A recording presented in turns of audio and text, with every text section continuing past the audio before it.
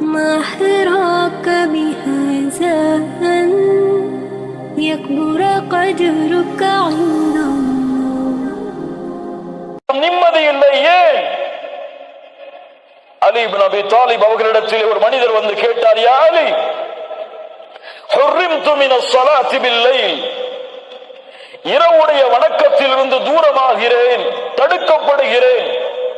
ஆனால் காரணம் தெரியவில்லை அலியே. ஏன் இரவு வணக்கத்தை என்னால் தொழ முடியவில்லை? அலாரம் வைக்கிறேன், மனைவி எழும்படி என்னை எழுப்பிவிடு என்று கூறுகிறேன், எல்லா வசதிகளையும் ஏற்படுத்துகிறேன், ஆனால் இரவு வணக்கத்தில் ஈடுபட முடியவில்லை அலி, ஏன்? அலி அவர்கள் சொன்னார்கள், அந்த ரஜுலுன் கது கையதத்க துனூபுக், நீ பாவங்களால் பிணைக்கப்பட்ட கட்டப்பட்ட மனிதனாக இருக்கிறாய்.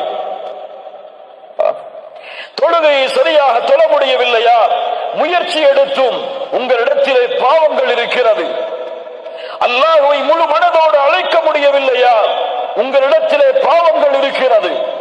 இரவு வணக்கத்திலே ஈடுபட முடியவில்லையா? உங்களிடத்திலே பாவங்கள் இருக்கிறது. நன்மையில் முன்னேற முடியவில்லையா? உங்களிடத்திலே பாவங்கள் இருக்கிறது. இதிலிருந்து நீங்கள் தௌபா செய்து விலகாமல் எந்த ஒரு சோதனையும் உங்களிடமிருந்து நீங்கள் நீக்க முடியாது.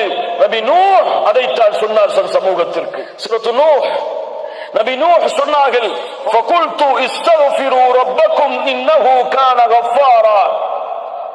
நபி நூஹ் தம் சமூகத்திற்கு சொன்னார், இஸ்தக்ஃபிரு ரப்பக்கும், ரப்பிடத்திலே மன்னிப்பை தேடுங்கள், அவன் மன்னிக்க கூடியவனாக இருக்கிறான். யுர்சிலிஸ் ஸமாஅ அலைக்கும் மித்ராரா, மலைகளை அவன் தொடர்ச்சியாக ஏற்படுத்துவான். அவனிடத்திலே பாவ மன்னிப்பை தேடுங்கள். உலகத்தில் செல்வத்தாலும் குழந்தைகளாலும் இந்த உலகத்தின் தோட்டங்களாலும் அதில் ஓடக்கூடிய ஆறுகளாலும் அல்லாஹ் உங்களுக்கு உதவி செய்வான், ஏற்படுத்துவான். அல்லாஹ்விடத்திலே மன்னிப்பை தேடுங்கள் என்று நூஹ் அலைஹிஸ்ஸலாத்து வஸ்ஸலாம் அவர்கள் சொன்னார்கள். ஆம் கண்ணியத்துக்குரியவர்களே, அல் இஸ்திக்ஃபார், அல் இஸ்திக்ஃபார், எம்முடைய பாவங்களுக்குரிய மன்னிப்பு எம்முடைய வாழ்வின் கவலையை நீக்கும், எம்முடைய துக்கத்தை நீக்கும், எமக்கு வரக்கூடிய சோதனையை நீக்கும். ஒரு சோதனை வருகிறது, வேகமாக செல்கிறீர்கள், ஒரு வாகன விபத்து ஏற்பட்டு விடுகிறது, அல்லது ஒரு வியாபாரத்திலே முன்னேறி கொண்டு செல்கிறீர்கள், நஷ்டம் ஏற்படுகிறது, குடும்ப உறவுகள் பிரிய காரணமாகிறது. அப்போது நினைக்காதீர்கள் இதற்கெல்லாம் வேறு காரணமாக இருக்குமோ, இதுவெல்லாம் வேறு யாராவதுடைய கண்ணின் காரணமாக ஏற்பட்டு இருக்குமோ என்று நினைக்காதீர்கள். நீங்கள் நினைக்கக்கூடிய முதல் நினைப்பு, என்ன பாவம் செய்தேன் நான், எந்த பாவம் என்னிடத்திலே இருக்கிறது, நான் சோதிக்கப்படுகிறேனே, என்ன பாவத்திற்கு நம்மிடத்திலே மன்னிப்பை தேட மறந்துவிட்டேன், அதை நினைவு கூர்ந்து மன்னிப்பை தேடுங்கள். என் வாழ்வில் நடந்த ஒரு செய்தி. இந்த நாட்டிலே ஒரு வாகனத்திலே நான் சென்று கொண்டிருக்கும் பொழுது ஒரு பெண் என்னுடைய வாகனத்திலே மோதிவிட்டாள். மோதிய பிறகு என்னுடைய வாகனம் அதிகமாக பாதிக்கப்படுகிறது. அந்த பெண் இறங்கி வருகிறார்கள், மன்னிப்பு கேட்கிறாள். அப்போது என் கணவன் வரட்டும், இருவரும் சேர்ந்து நாம் போலீஸ் ஸ்டேஷனுக்கு போவோம் அப்படின்னு சொல்லி அந்த பெண் சொல்றாங்க. வெயிட் பண்றோம். அவங்களுடைய கணவன் வர்றார். மாஷா அல்லாஹ், அல்லாஹ் அவருக்கு அருள் செய்யட்டும்.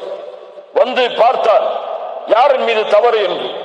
உணர்ந்து கொண்டால் தன் மனைவியின் பக்கம் தான் தவறு என்று ஒரே வார்த்தை தான் சொன்னார். நீ ஏதோ பாவம் செய்திருக்கிறாய், செல் 2 ரக்காத் தொழு, அல்லாஹ்விடத்திலே மன்னிப்பு தேடு, அதற்கு பிறகு நாம் காவல் நிலையத்திற்கு செல்லுவோம். அல்லாஹு அக்பர். அந்த பெண் சொன்னால் பரவாயில்லை, நாம் சென்று விட்டு வந்து தொழுது மன்னிப்பை தேடுவோம். இல்லை இல்லை இல்லை, இதற்கு காரணம் நாம் செய்கின்ற பாவமாகத்தான் இருக்கும். செல், தொழுது விட்டு வா, அதற்கு பிறகு போவோம். அல்லாஹு அக்பர். இப்படிப்பட்ட மனிதர்கள் இந்த பூமியிலும் வாழ்கிறார்கள். ஆம் கண்ணியத்துக்குரியவர்களே, இந்த நிகழ்வும் இது போன்ற நிகழ்வுகளும் நம்முடைய வாழ்வில் ஏற்பட்டால் முதலாவது நினையுங்கள், எந்த பாவம் என்னிடத்தில் இருக்கிறது, சரியாக தொழுகிறேனா, சரியாக ஜக்காத்தை கொடுத்தேனா, ஹஜ் கடமையாக ஹஜ் செய்தேனா, புறம் பேசுகிறேனா, பொய் பேசுகிறேனா, பெற்றோர்களுக்கு மாறு செய்தேனா, மனைவிக்கு நோவினை செய்தேனா, பிள்ளைகளுக்கு நோவினை செய்தேனா, என் ரப்பை நினைவு கூற மறந்தேனா, என் ரப்புடைய தொடர்பில் துண்டித்திருக்கிறேனா. இந்த பாவத்தை விட்டு நீங்கினால்தான் என் சோதனை அகலும் என்று நினைத்தால் அல்லாஹ் ரப்புல் ஆலமீன் அந்த பாவ மன்னிப்பில் என்னுடைய வாழ்வின் கவலைகளை பிரச்சனைகளை நீக்குவான்.